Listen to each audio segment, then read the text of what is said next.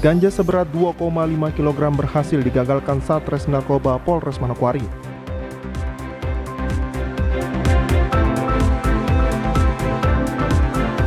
Menyongsong Harhubnas tahun 2022, Dinas Perhubungan Kabupaten Teluk Bondama melakukan kerja bakti.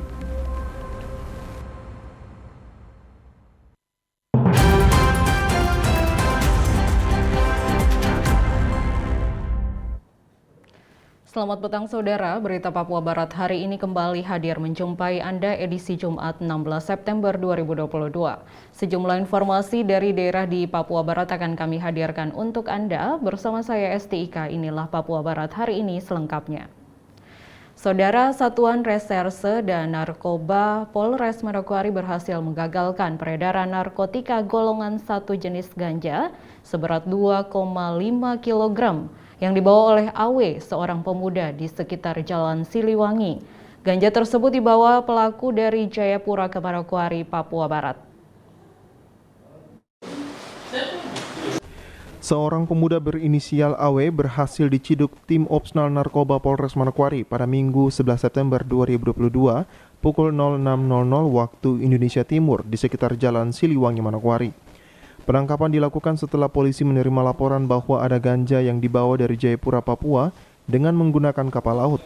Kapolres Manokwari AKBP Parasian Herman Gultom yang didampingi Kasat Narkoba Ibda John Haulusi serta KBO Ibda Thomas Sabon kepada awak media saat press release Kamis 15 September 2022 di Polres Manokwari mengatakan, narkotika golongan 1 jenis ganja yang berhasil diamankan sebanyak 107 bungkus plastik bening ukuran sedang. Kemudian 2 bungkus plastik ukuran besar yang berisikan narkotika golongan 1 jenis ganja. Kapolres menjelaskan setelah dilakukan penimbangan, didapati berat total ganja yang diamankan sebesar 2,5 kg. Sekian banyak narkotika golongan 1 jenis ganja. Banyaknya adalah 107 bungkus plastik bening ukuran sedang berisikan narkotika golongan 1 jenis ganja. Kemudian 2 bungkus plastik ukuran besar yang diduga berisikan narkotika golongan 1 jenis ganja. Sehingga dari kedua jenis ini, ya 107 bungkus tadi dan 2 bungkus yang ukuran besar, total berat setelah dilakukan penimbangan sesuai aturan, maka didapatkan berat total dari BB ganja adalah sekitar 2,2429,41 gram. Dari keterangan pelaku AW, ganja-ganja tersebut didapat dari pelaku berinisial I yang menitipkan ganja kepada pelaku lainnya di Jayapura untuk dibawa ke Manokwari melalui AW dengan menggunakan kapal KM Gunung Dempo. Logis penangkapan dapat disampaikan bahwa tersangka ini ya, membawa seluruh jenis barang bukti ini didapatkan dengan cara si tersangka AW ini, ya, si tersangka AW bermula dari ini dulu, saudara I. Saudara I menitipkan kepada saudara R di Jayapura dan diserahkan kepada saudara AW untuk dibawa ke Kabupaten Manokwari dengan menggunakan kapal Gunung Dempo. Sementara itu, Kasat Narkoba Polres Manokwari Ibda John Haulusi mengatakan tim masih mendalami peran AW. Apakah barang tersebut punya pelaku atau bukan? Namun yang pasti memiliki, menyimpan dan membawa ganja sudah terpenuhi sesuai aturan yang ada. Dari keterangan pelaku, AW mengaku baru pertama kali membawa ganja. Pelaku AW sendiri kita masih tetap mendalami peran dia, tetapi yang jelas untuk memiliki, menyimpan dan membawa itu sudah terpenuhi. Jadi kita tetap mendalami apakah dia terlibat dalam peredaran, nanti kita tetap dalami dalam pemeriksaan berdasarkan hasil keterangan dari saksi-saksi. Tersangka AW sendiri saat ini sudah ditahan di rumah tahanan Polres Manokwari untuk mempertanggungjawabkan perbuatannya. Dengan barang bukti ganja di atas 1 kg, maka pasal yang dikenakan yaitu pasal 114 ayat 2 dengan ancaman kurungan 20 tahun penjara. Natalindo Kerwai TVRI Papua Barat melaporkan. Sementara itu, Saudara, Kapolres Manokwari mengapresiasi Satres Narkoba yang kembali berhasil mengungkap peredaran narkoba golongan 1 jenis ganja yang mencapai 2,5 kg. Sebelumnya, Res Narkoba juga telah berhasil menggagalkan peredaran ganja sebesar 1 kg pada bulan Agustus 2022 kemarin di Manokwari.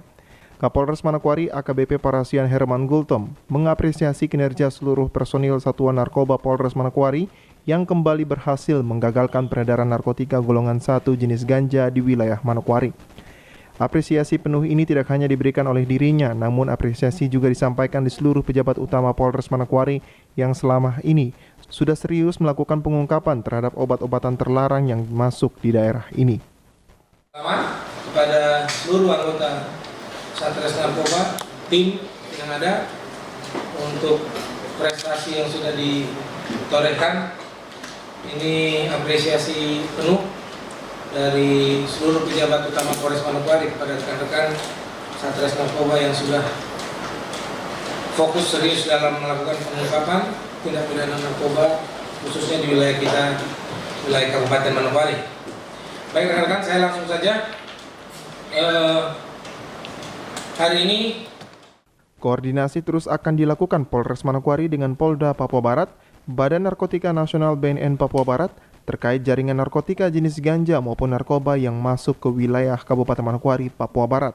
Lakukan koordinasi ya antar instansi baik Polres dengan Polda, Polres dengan BNN ataupun Polda dengan Polda khususnya di wilayah Papua dengan di Jayapura dan sebagainya. Hanya saja memang terkait jaringan tentunya teknik dan cara koordinasinya menjadi bagian daripada penyelidikan itu sendiri.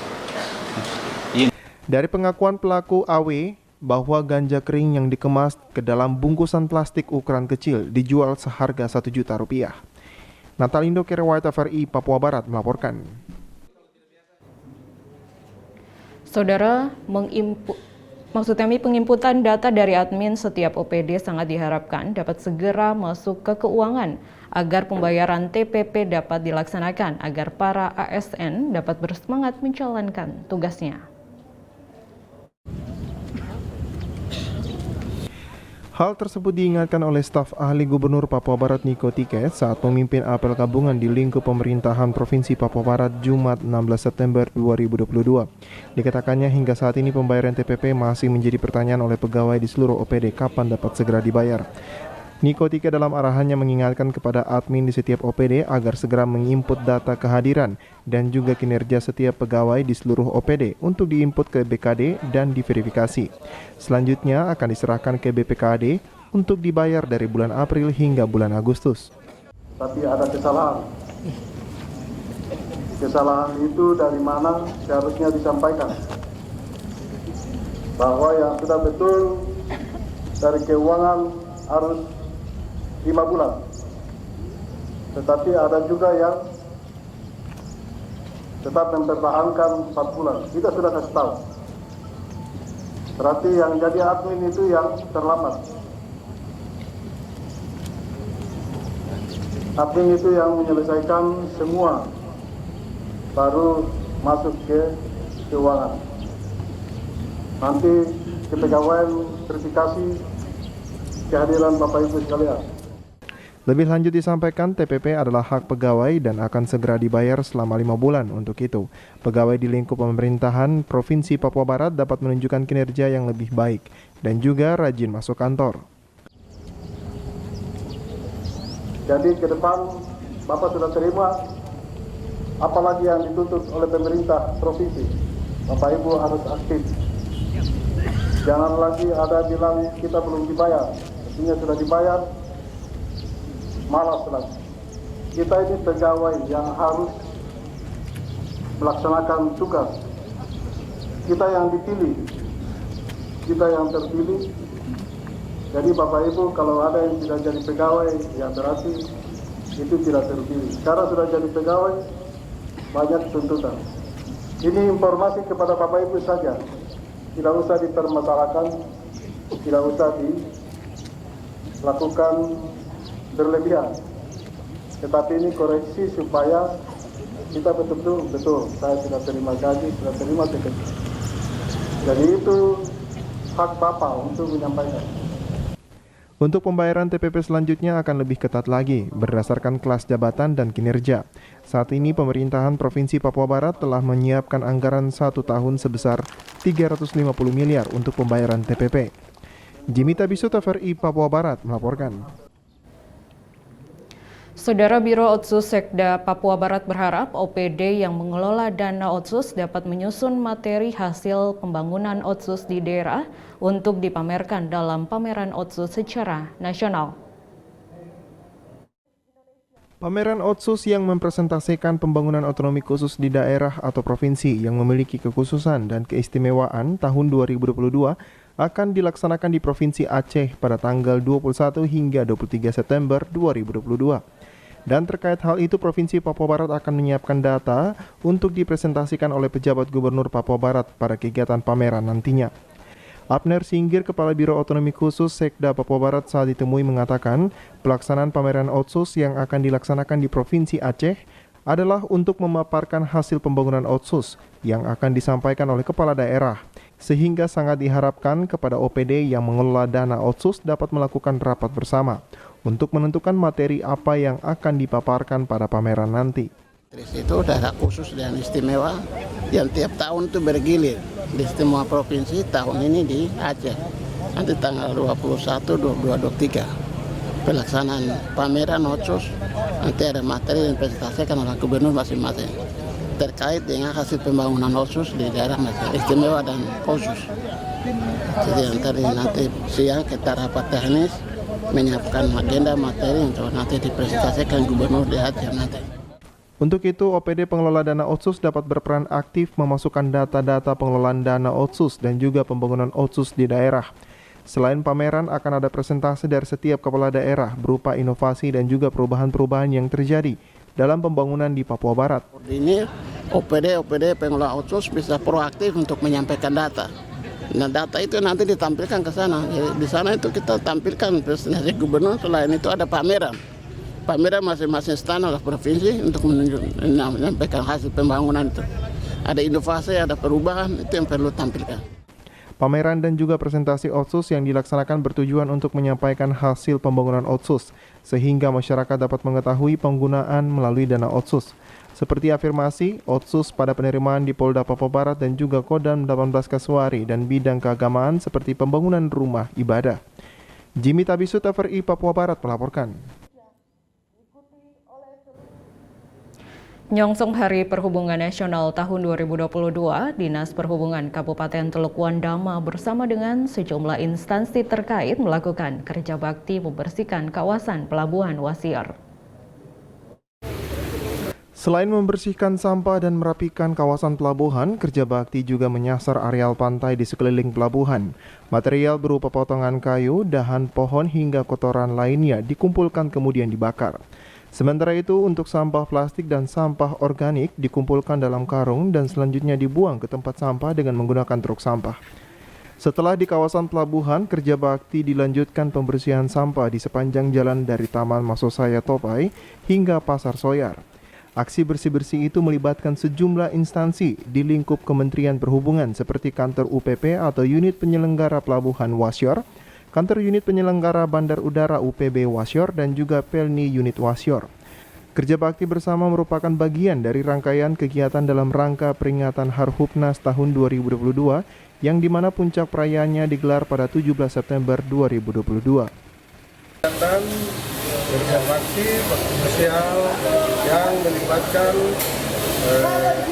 beberapa instansi terkait, di mana pada hari ini kami memulai kegiatan yang pertama hari ini, yaitu bakti sosial. Terima kasih kepada beberapa instansi yang sudah mendukung kami. Kegiatan ini awal yaitu bakti sosial, yang kedua yaitu pembagian sembako nanti.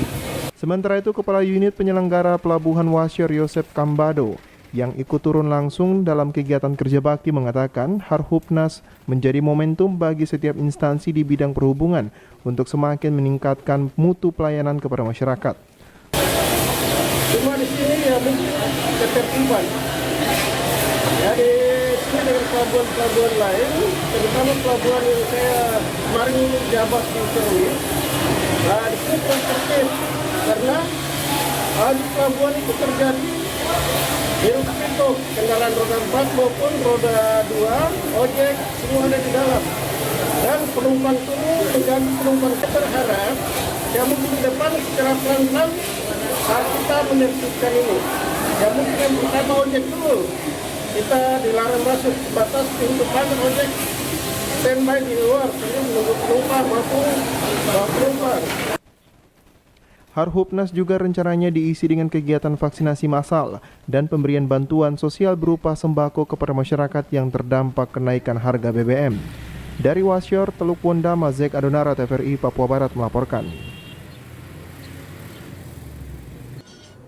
Saudara, informasi tadi sekaligus menutup jumpa kita pada Papua Barat hari ini, edisi Jumat 16 September 2022. Mewakili seluruh kerabat kerja yang bertugas, saya Esti Ika pamit undur diri dari hadapan Anda. Terima kasih atas kebersamaan Anda dan sampai jumpa.